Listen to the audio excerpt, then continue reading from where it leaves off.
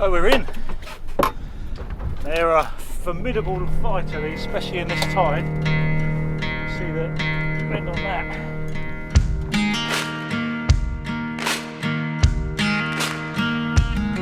Got to go through a couple of locks here in Eastbourne, Sovereign Harbour. It's the first one, and this is this anticipation that we talk about a lot on the channel. We haven't caught any fish yet, but as the sun starts to come up, it's that optimism of fishing that it's the kind of the best part, isn't it? Days like this in May are few and far between, and what a great day it is.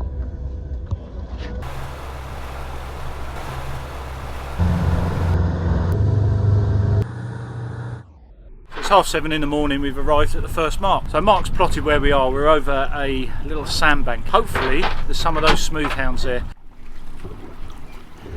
So that's the bait set up. We've got the squid and the peeler crab on there, on that circle hook. See the back of the shell there. We've looked at these on the channel before, but they've got sort of coming up with a new shell in there. Then we've got some frozen ones.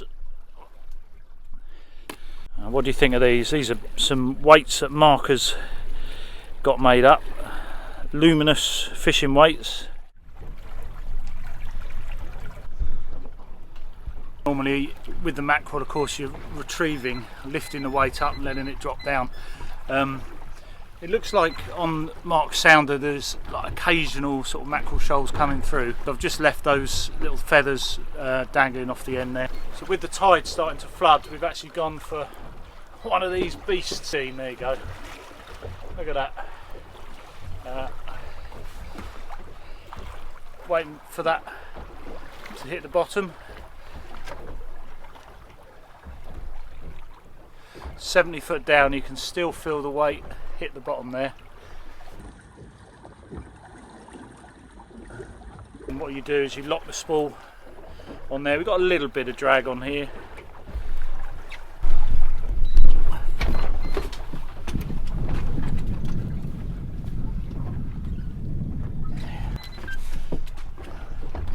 You in?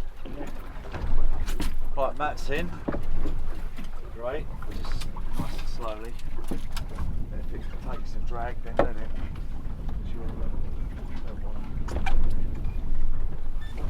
Oh, we're in. They're a formidable fighter, these, especially in this tide. You see the bend on that.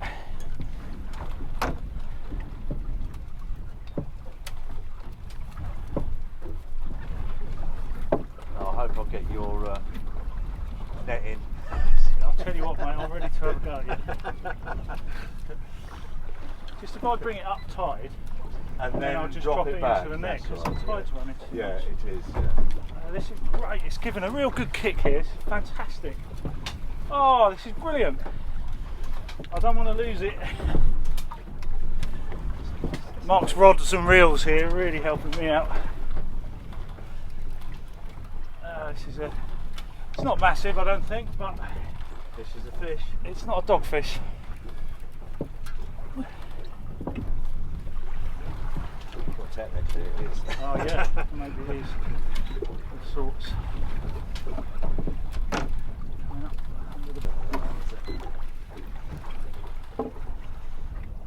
Oh, something's stuck. Oh, tell you what a fight. Oh, that's a nice one. Okay. Yeah, it's not easy, is it? No. Right, try and drop it back. Okay. Yeah, you can't. That's got the size in here. Yeah, I'll come further. And lift it up, mate. Back to you. Up. That's the one. Good stuff. Great. Look at that on the side there. It's got a real weird wound there to the gill. It's bizarre, isn't it? Well, there we go. Terrific. That's a PB for me. £7 maybe, Mark? Yeah, I should think so. 8. Well, there you go. Sorry, Smooth-hound. Just look at the eyes on that as well. Lovely.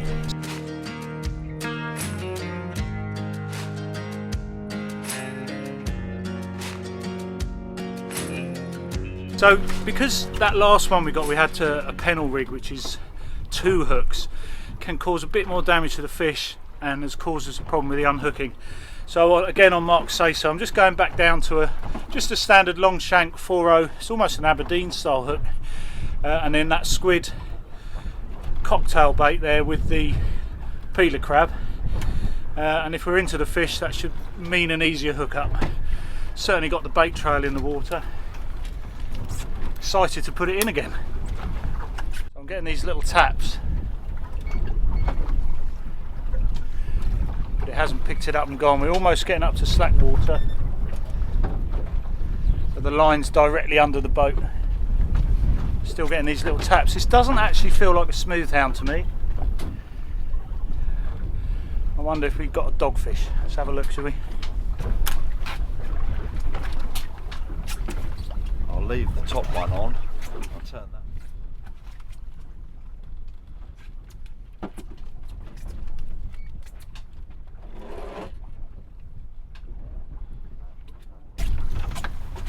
I told you it was a dogfish.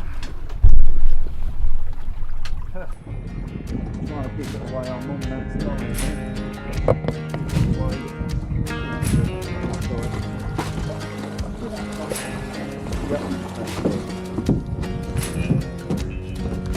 yeah, slightly better one there. So yeah, quite a nice one.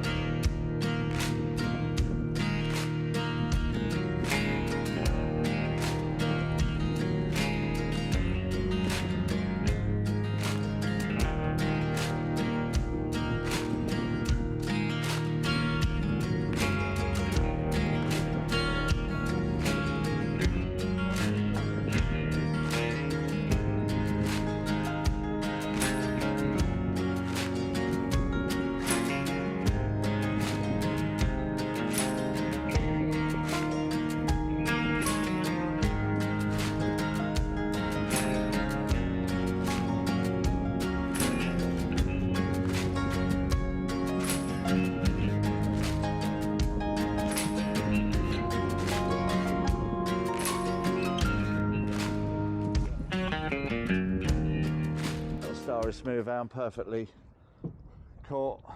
For some reason I thought it was yours. Right, well, Matt's rod's just taken off there. It's lighter weight, doesn't it? Yeah. I don't think it's very big.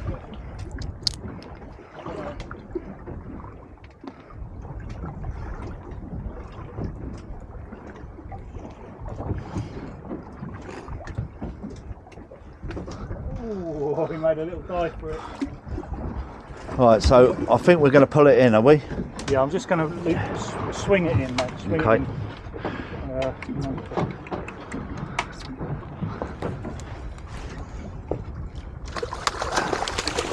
Alright, just careful. Alright, careful. There you go. That's a better one. Lovely. Oh, come on, mate, calm down. Well, there we go. Look at that. What a magnificent fish.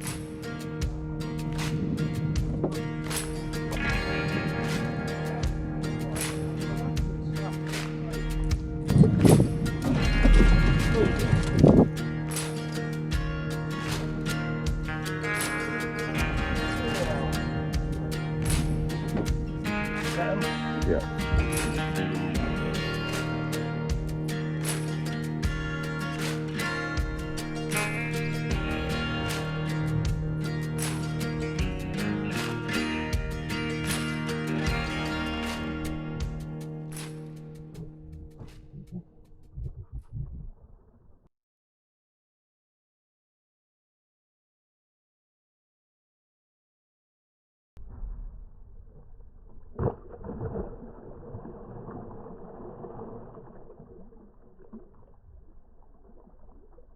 You can see here is the tide sort of slackened off and you get a little bump just as it lifts off the bottom there. You see the lines almost under the boat.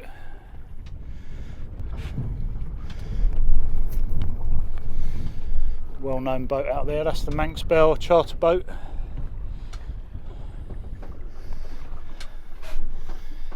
and then off in the distance there, Beachy Head. You can just pick out the lighthouse.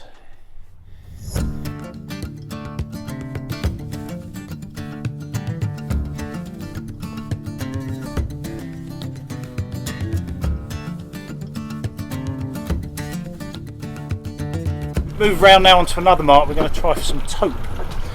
Now you think that smooth-hound fight hard, the tope is almost another level.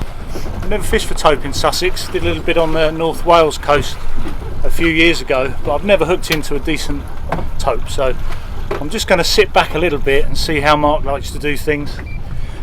He's all prepared for this, so we'll have a little look what we're expected to do. Cut up. So such it's sort of thin there, and the same the other side. Not very. Doesn't have to be pretty because. Oops, just as well. Mark's very kindly given me the rig for this. You can see this is an offset circle hook here. It looks about a 10-0 mark, is it? Yes. Certainly a very thick gauge, and you can see the point of the hook bends back. There's a muppet on there just to work as an attractor. Mark's done a flapper on his. I'm just going to do something slightly different on mine. You can see Mark's actually with his very snazzy disco weight on there. That's a 10-ounce weight.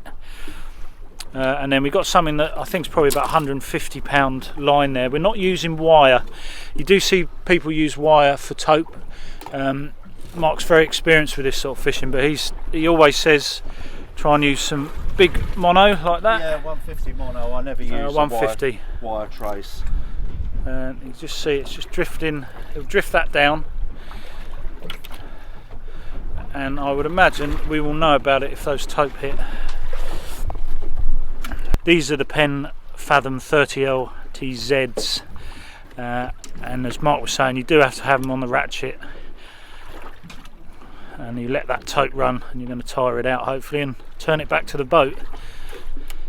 As I say, I'm very inexperienced with this sort of fishing, so a lot of what I'm going to do is going to follow Mark, see how he does things. So you've got a clamp on there as well, upgrading on that reel seat.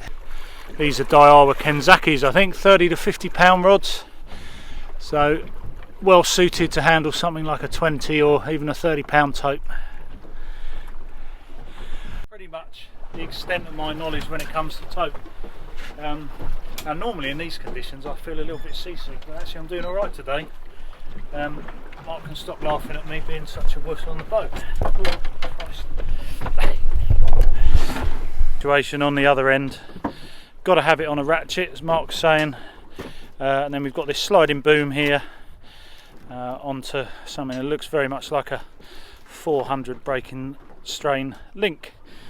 You do not want to mess around if you hit a big tope. Biggest tope I've had, about £2. Had to check to see if it wasn't a smooth-hound once. Full flapper here. All I've done is just taken the tail out, just let it flap a little bit there, and we'll put that over.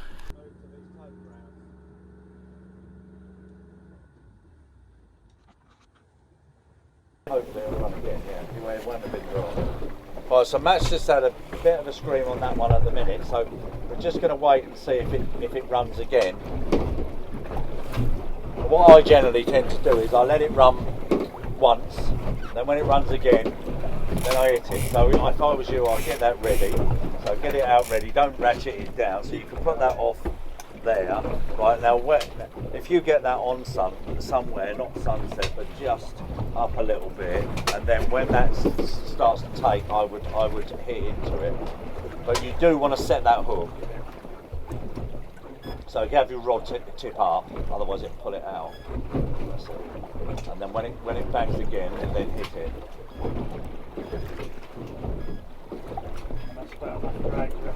Well, yeah, you'll soon see if you want it to take a bit of line, but you don't want it to take loads. It's not like you're on a wreck, is it? No. So it's not going to be dragging anywhere, you know. But I would have that rod up. Is it in?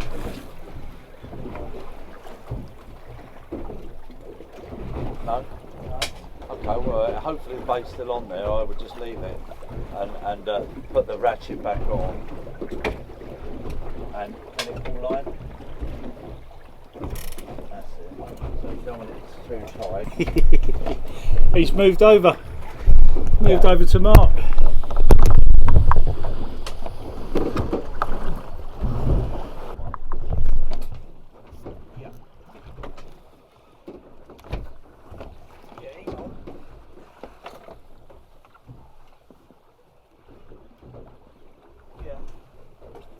We might want to move this rod back, can we? So I can come round that side. Can you lift that rod up and I'll come under? Right, come out.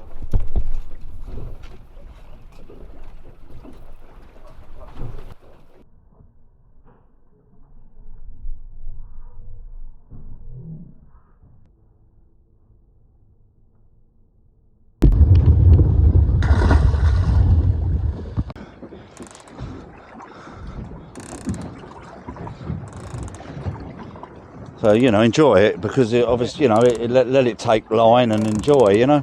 So it was on there. See, sometimes they'll just go dead, you know. Hopefully this hasn't swallowed it down.